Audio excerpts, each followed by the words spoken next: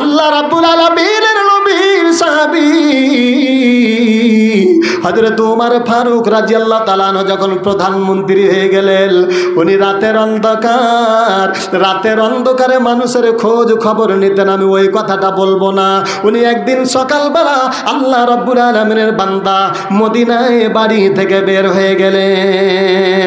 বের হয়ে যাওয়ার পরে মাঠের মধ্যে একজন বৃদ্ধা মহিলা মাঠের মধ্যে আল্লাহ রাব্বুল আলামিনের জমিনে বসে বসে বসে বসে বসে হযরত ওমরকে গালি দিচ্ছেন। কাকে গালি দিচ্ছেন? কথা বোঝাতে পারছি কি? যাকে গালি দিচ্ছেন উনি কে? আর একটু জোরে। প্রধানমন্ত্রী। আর আমাদের বাংলাদেশে একটা প্রধানমন্ত্রী ছিল, খালি যদি ফেসবুকে শুনেছে যে তার মনের বিরোধিতা, তাকে কটূক্তি করছে, তাকে কোন জায়গায়? কথা বলেন না কেন? জেলখানায়। আর যিনি প্রধানমন্ত্রী হযরত ওমর ফারুক রাদিয়াল্লাহু তাআলা আনহু, উনি প্রধানমন্ত্রী, উনি বের হয়ে গেছেন।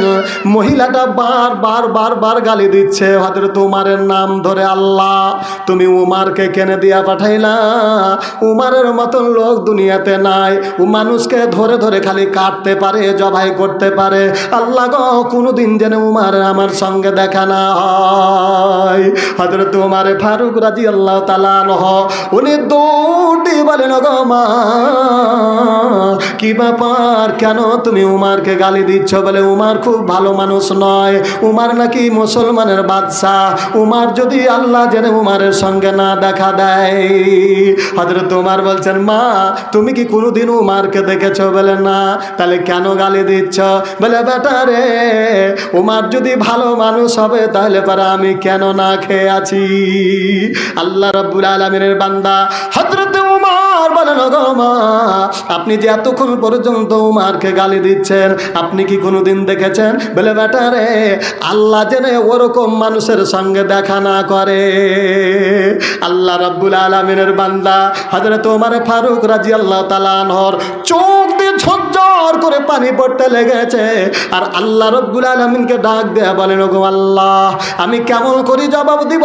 হযরত ওমর পকেট থেকে কিছু জিনিস, টাকা কিংবা স্বর্ণ মুদ্রা বের করে দিয়া ওই মহিলাটাকে ডাক দেয়া বলেন, গো মা, এই জিনিসগুলো দিলাম, আপনি 3 দিন থেকে অনাহারে রয়েছেন, আপনি খাবেন খাবেন খাবেন। আর এই জায়গাটাতে আজকের যিনি প্রধানমন্ত্রী, ওনার গভর্নর যে আছে, আগামী সকালবেলা যাবেন, ওখান থেকে আপনি যা খাবেন তা নিয়ে আসবেন। হযরত ওমর ফারুক রাদিয়াল্লাহু তাআলা আনহু দাওয়াত দিলেন। বলেন তো, এখনকার মতন হলে পর আগে পিটতো কিনা? যে তুই গাল দিছিস, কত বড় তোর ক্ষমতা। হযরত ওমর যেমনি দাওয়াত দিলেন, মেয়েটা টাকা পাওয়ার পরে উনি আল্লাহর দরবারে হাত তুলে বলেন, গো আল্লাহ,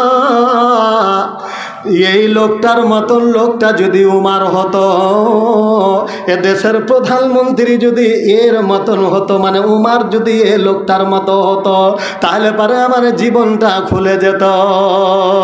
দুয়াও কেমন ভাবে কবুল হচ্ছে। পরের দিন সকালবেলা চলে গেলেন। সকালবেলার পরে হযরত ওমর ফারুকের সঙ্গে যেহেতু দেখা হয়ে গেছে, হযরত ওমরকে বলেন, ও বাবা, এই জায়গাটাতে যা আপনি ডেকেছেন যে সংসদের মধ্যে প্রধানমন্ত্রীর সঙ্গে দেখা করব, গভর্নরের সঙ্গে দেখা করব, বাবা কতক্ষণ লাগবে তুমি বলে দাও, কখন আসবে কখন আসবে? ওমা ডাক দে বলেন, গো মা, আল্লাহ রাব্বুল আলামিনের কসম করে বলি, যেই লোকটাকে আপনি গালি দিচ্ছেন ওই লোকটা অন্য কেউ নয়, ওই লোকটা আমি উমার। বিশ্বনবীর সাহাবী হযরত ওমরের পা ধরে ওই মহিলাটা আল্লাহ রাব্বুল আলামিনকে বলেন, ওগো আল্লাহ, আমার বড় ভুল হয়ে গেছে। মুসলমানের বাদশাগুলো এরকম হওয়ার দরকার গো আল্লাহ। তাহলে আল্লাহ রাব্বুল আলামিনের জমিনে যদি ওরকম ইসলামী শাসক হয়ে যায়, তাহলে শান্তি হবে না অশান্তি হবে? কথা বলেন না কেন? এবার আমি আপনাদের কাছে একটা জিনিস চাই, বর্তমান যদি ইসলামী শাসনের দরকার হয় তাহলে পারে তোর দরকার হলে ভোটের দরকার। তাহলে একটা করে ভোট দিয়ে আল্লাহ রাব্বুল আলামিনের জমিনে আল্লাহর দ্বীন কায়েম করার মতো ইসলামী দলের নেতারাকে নির্বাচিত করতে কারা কারা রাজি আছেন? একটু হাতটা তুলে বাঘের মতো জোরে বলবেন নারে তাকবীর।